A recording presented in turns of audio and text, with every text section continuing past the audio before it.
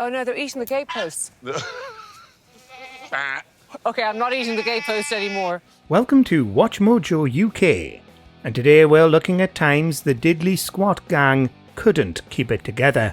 Before we begin, we publish new content every day, so be sure to subscribe to our channel and ring the bell to get notified about our latest videos.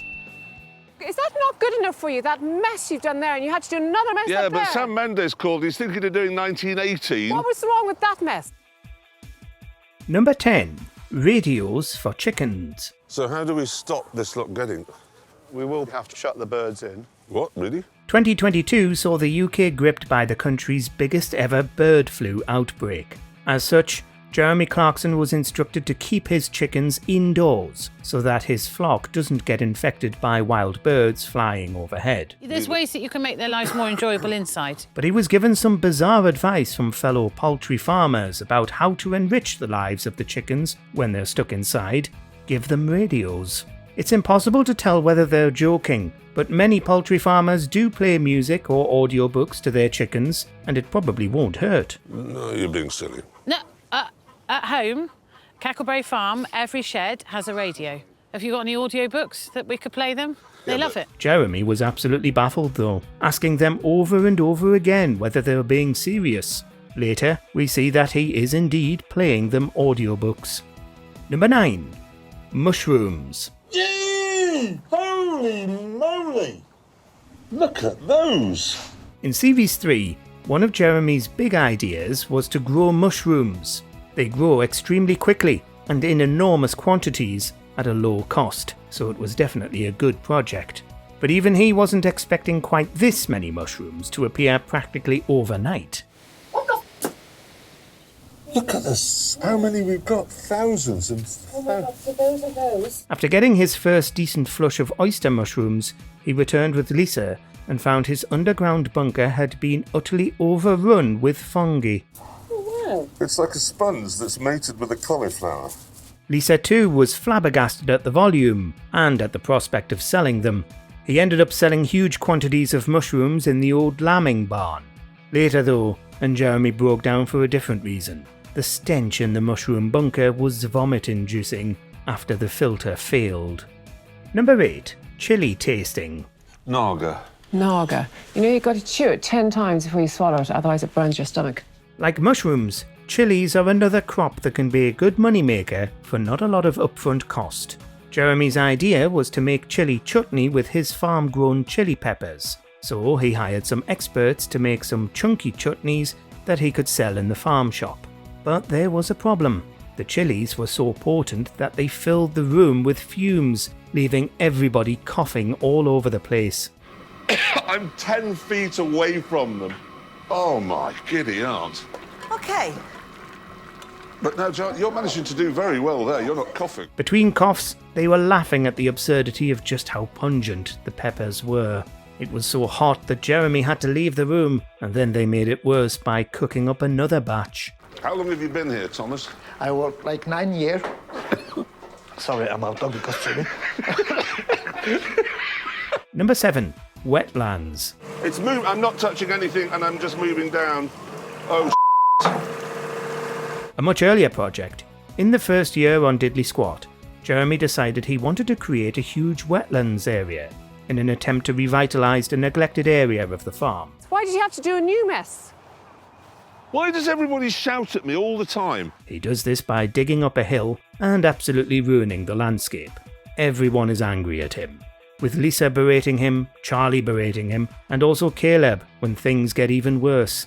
After a rainstorm rolls in, Jeremy finds himself unable to drive out of his ditch. Right, this is a complete job. Everything is stuck. Caleb arrives to help, but it's just too muddy. This was a time they broke down not because something was funny, but because it was that frustrating. They ended up leaving the tractors there overnight. This is not wilding. That's damage. You know, you've got to stop doing it. Number 6. Nettle soup. Has he got his environmental health Luca? Yeah. Have you got your environmental health certificate? Yeah. Many of Jeremy's money-making schemes were surprisingly successful, but that wasn't true for nettle soup. It was ultimately far too expensive and only lasted for 3 days, with Lisa unable to move a single pot.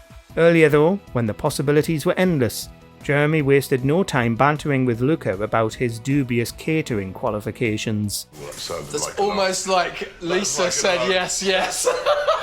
Do they teach you in Ireland how to say, oh, yeah, when you mean no? Yeah. Luca was the nettle expert making the soup, when Charlie turned up to see if he was even allowed to prepare food for people to eat. Have you actually got it? Back in the no. Okay, there's a variation on a theme. They encounter a similar problem whenever Lisa is asked to clear out all the foreign produce from the farm shop and determine that something Luca and Lisa have in common is to blame. Yeah, well, we're doing practice. So you'll need to put a best before label on it. Yeah. You haven't thought about that, have you? Yeah. Yeah, no. Yeah. I'm learning. Number 5. The public toilets. I've just found the photographs in one of these documents. So they drilled holes from cubicle to cubicle. As usual, Jeremy was hit by numerous setbacks as he tried to open his pub, The Farmer's Dog. While trying to buy the property, he found out that it used to have some public loos, and they were often used for activities other than going to the toilet. And on the road sign outside the pub, there was even more of a clue. It turns out that he was buying a well-known cottaging site that had, since the toilets had been illegally demolished, turned into an equally well-known dogging site, with the car park full of paraphernalia. Hearing him go through the list of things that were found, including people's full names and landline phone numbers written on the walls, is hilarious. They left gentleman magazines lying around, wrote... This was pre-mobile telephone numbers, so they wrote their home phone numbers and addresses on the walls saying, I'm looking for a good time. Number 4. The electric fence. Series 1 already saw plenty of chaos with the electric fence Jeremy had set up for his sheep, including accidentally zapping himself. Oh, good. You bastard! But by the 3rd series, the fences had returned again, this time to keep his new goat herd penned in. Not funny. No, it's really mild. It's not funny. I shouldn't laugh. Initially, they were worried that the fence wouldn't work, and wouldn't stop the goats from just eating their way out of the enclosure. But then the noises began, as the goats yelped one after another when they got their minor shocks and learned that they shouldn't try to eat the wires. I'm not amused. I don't like to see animals in pain, but they do have to learn. By the next series, technology would improve yet again, with shock collars that kept them contained without needing to put up fences at all. Well, hang on. He hasn't been shocked. Oh, there we he go. has, Yeah, he he has. has. And he's come back. Didn't like it. No way. Number 3. Endgame. That's a lot of beef you've got to sell. 5? I tell you what I'll do. I'll do them for 5.5 if I can get some space penises and bee juice when I deliver them. You're done. Tired of paying for artificial insemination and bull rentals, Jeremy decides that he wants his own bull. So he goes to a local breeder and buys a juvenile named Endgame. The negotiations were funny enough, but later they're trying to plead with Endgame himself to get into the trailer so that they can take him to the field where the cows are. Whoa!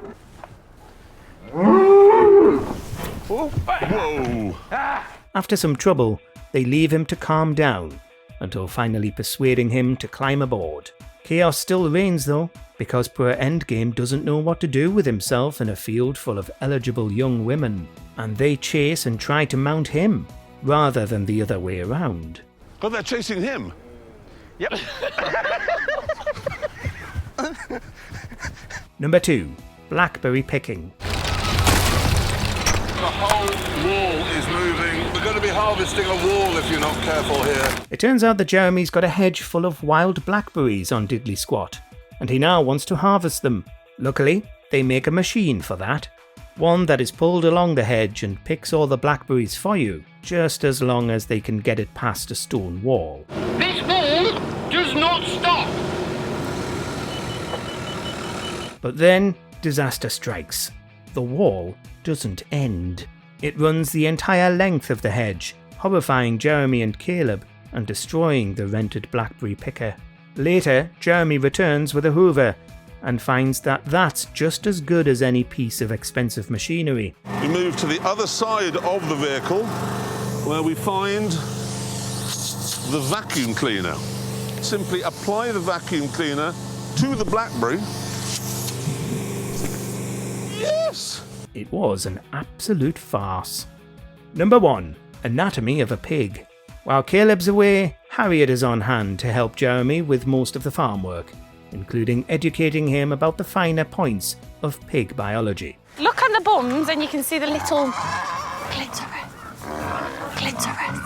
You can't. They don't have clitoris. I promise you, they do. She's explaining how you tell the boy pigs from the girl pigs, and tells him to look for the clitorises.